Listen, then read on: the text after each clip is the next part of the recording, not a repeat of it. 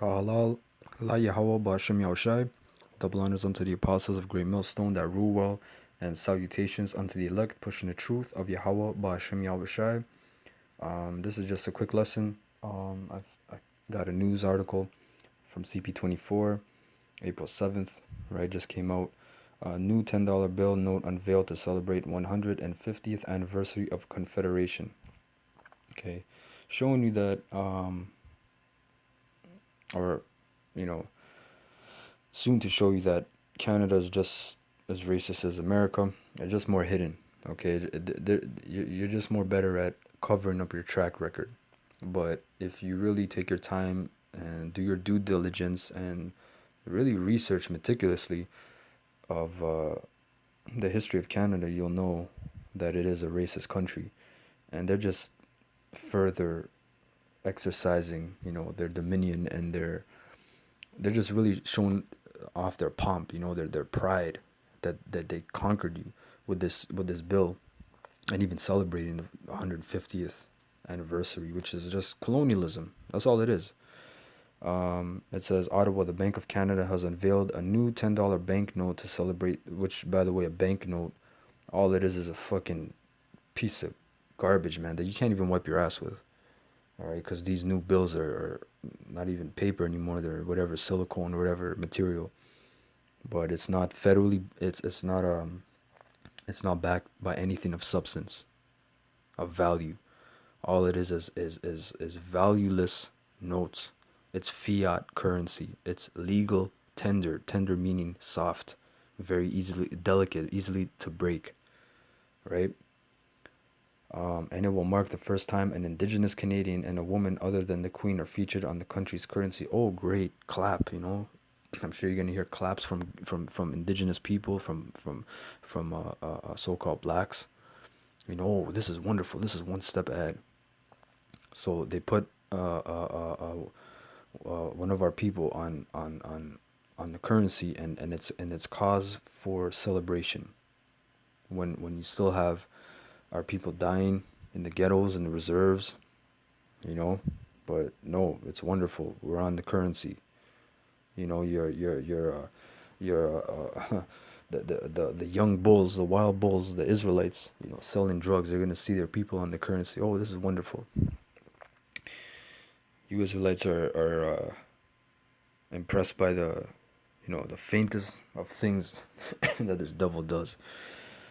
The mostly purple polymer note depicts the faces of four federal political figures the Bank of Canada says helped shape the country. Sir John A. Macdonald, a racist. All these Edomites are racist. I'm not even going to just call certain ones out, because racism is a system. It's a system of persecution. And as long as you're upholding that system, knowingly or unknowingly, you are part of that racist system, and you are therefore a racist. All right? Sir George Etienne Cartier, Agnes MacPhail, and James Gladstone. Okay, so let's look at this devil, Sir Johnny MacDonald, who they put on here. Who they know the history. The history's out there, man. Okay, let's go here. Let's go to National Post. Sure, John A. Macdonald was a racist, colonizer, and misogynist, but so were most Canadians back then. But hold on, I thought Canada was a magical place, even in the colonial times. We weren't like America. We didn't have slavery and false. Canada had slavery. Canada had genocide. Canada had colonialism, colonization. A lot of those things that America had, Canada had as well. Okay. This is just National Post, January 10th, 2015. National Post, not a pseudo news website. Now let's go. 10 Crimes of Johnny MacDonald. I'm going to read, let me see, 7. Promoted residential schools. Resuming his role as Prime Minister in 1878, MacDonald continued colonial oppression, expanding residential schools. As he said, residential schools, again, is basically, I like to call them prisoner of war camps, or re-education centers where mass crimes occurred upon indigenous people, which are the tribe of Gad. All right? As he said in 1879, when the school is on the reserve, the child lives with its parents, who are savages. And though he may learn to read and write, his habits and training mode of thought are Indian. He is simply a savage who can read and write. It has been strongly impressed upon myself as head of the department that Indian children should be withdrawn as much as possible from the parental influence, and the only way to do that would be to put them in central training industrial schools, where they will acquire the habits and modes of thought of white men. Residential schools were Canadian concentration camps, that's another good term, and included torture and medical experiments. 100% true. Um, this is good. While Stephen Harper, the last prime minister before Trudeau, apologized for residential schools in 2008, his government has blocked the release of documents to the Truth and Reconciliation Commission while continuing to remove Indigenous children from their communities through underfunding. According to Cindy Blackstock, member of the Git, Git, Gitscan Nation and executive director of the First Nations Child and Family Caring Society of Canada, the number of First Nations children in care outside of their homes today is 3 times the number of children in residential schools at the height of their operation, because the child services mainly focuses on Native and Black kids in Canada, foster care, right? And a lot of these kids are growing up orphans, man. And for anyone that thinks that's not a big deal, that incurs a lot of psychological problems that one deals with for the rest of their lives. Because a lot of these homes that they go to, these crackers, man, these Edomites, these white people, these devils, okay, I can go on and on. A lot of them are faggots. A lot of them are child molesters. A lot of them are just drunks themselves, man. They touch the kids. They torture them. They beat them. They instill a lot of psychological problems. Outlawed the potlatch, calling for an iron hand on the shoulders of indigenous peoples. MacDonald outlawed the potlatch because, in his words, a potlatch is like the potluck where you had festivities of food and sharing and all that. Because, in his words, it is not possible that the Indians can acquire property or can become industrious with any good result while under the influence of this mania. As the amendment to the Indian Act in 1884 stated, every Indian or other person who engages in or assists in celebrating the Indian festival known as the potlatch, or in the Indian dance known as the tamanawas, is guilty of a misdemeanor and liable to imprisonment for a term of not more than 6 nor less than 2 months in any gaol or other place of confinement, and every Indian or persons who encourages an Indian to get up such a festival shall be liable to the same punishment. But MacDonald failed to extinguish indigenous traditions and ceremonies, as can be seen from ongoing indigenous sovereignty movements. And I'm going to get another article down here. This is from the Huff Post. Sir Johnny MacDonald, 5 frightening facts about our prime minister.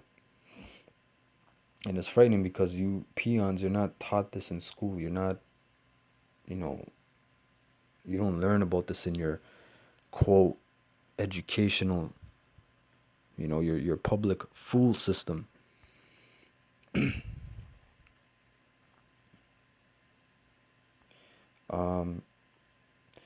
Number one, during the American Civil War, Montreal served as a refuge to Confederates, Southern Americans who wanted to keep slavery and secede from the United States Union. The Southern slaves found a friend in Johnny MacDonald. Research by Abigail Bacon, a political studies professor at Queen's University, reveals from historian Stanley Ryerson, we learn of the political sympathies towards the Southern Confederacy of Johnny MacDonald. MacDonald was the hired advocate for an organization of vigilantes committed to peace through support for the South. So they basically supported slavery. One of these Copperhead conspirators, a man named Headley, set fire to a dozen large hotels in November of 1864, hoping to create panic in the North and divert military efforts. In his memoirs, Headley writes, at the suggestion of Colonel Thompson, it was deemed advisable that we retain Johnny MacDonald as counsel in the event of a requisition, as he is friendly to our cause and was regarded as a very eminent lawyer, which Johnny MacDonald, he was a lawyer, I think it was age 15, he became one. One evening, we rode in a sleigh to the residence of Mr. McDonald in the suburbs of Toronto. He greeted us cordially, and we discussed our case fully until a late hour. The arrangement was made, and a retainer fee was paid the following day, but it happened that the time never arrived when his services were required. McDonald was not shy about his wish for the pro-slavery side to win the Civil War. When speaking at a banquet, McDonald made a point of lauding the gallant defense that is being made by the Southern Republic. I'm gonna skip around. Um, Johnny McDonald policies of forced starvation helped clear First Nations from the prairies. In order to build a railway, according to James Deshook of University of Regina, an excerpt from his book Clearing the Plains, Disease, Politics of Starvation, and the Loss of Aboriginal Life. This is the quote. For years, government officials withheld food from Aboriginal people until they moved to their appointed reserves, forcing them to trade freedom for rations. Once on the reserves, food placed in ration houses was withheld for so long that much of it rotted, while the people it was intended to feed fell into a decade-long cycle of malnutrition, suppressed immunity, and sickness from tuberculosis and other diseases. Thousands died. And these are just some things. You could research more. I just, you know, looked it up and, just gonna publish it right away as the news comes out. Again, this is just the legacy of Canada, colonization, and you Israelites that don't get it, you're not meant to get it. He that is wicked, let him remain wicked still. So, again, I want to say all praises to Yahweh, Ba'ashem Yahushai. That is the Most High, and His Son, His only begotten Son. Uh, Double honors unto the apostles of Great Millstone that rule well, and salutations unto the elect, pushing the truth of Yahweh, Ba'ashem Yahushai. Until next time, I say Shalom.